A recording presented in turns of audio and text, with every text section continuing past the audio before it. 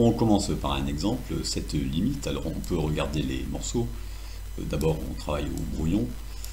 3 sur x, c'est 3 fois 1 sur x. 1 sur x fonction de référence, tend vers 0 quand x tend vers plus l'infini, donc ceci tend vers 0.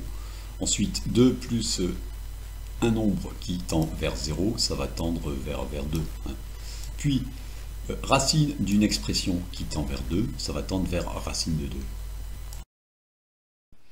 On met ça en forme. La question posée est, lorsque x tend vers plus l'infini, vers quoi tend cette expression ici? Alors,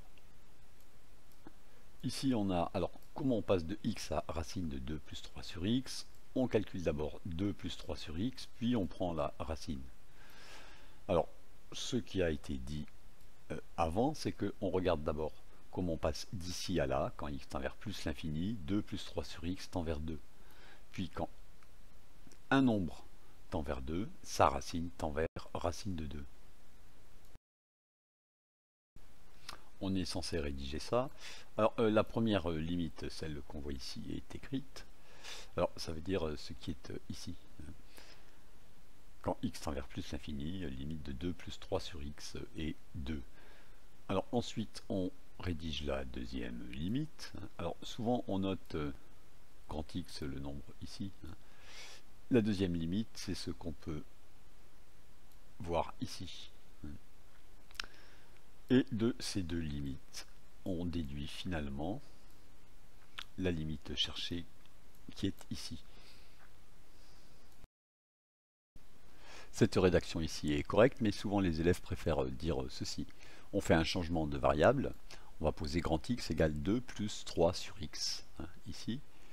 Et lorsque petit x tend vers plus l'infini, alors grand X tend vers 2. Et du coup, on réécrit la limite qu'on cherche ici. On remplace 2 plus 3 sur x par grand X. Et petit x tend vers plus l'infini par grand X tend vers 2. On obtient le résultat ici. Alors on donne maintenant un énoncé général. Voilà, on a deux fonctions f et g, et on veut calculer la limite de g de f de x quand petit x tend vers petit a. Alors, si on connaît la limite de f quand x tend vers a, qui est b, c'est-à-dire si on a ceci, voilà, on connaît ça. Et si on connaît aussi ceci, c'est-à-dire la limite de g de grand X, quand grand X tend vers b, qui est petit c, alors on peut déduire cette limite ici, la limite de g de f de x égale petit c.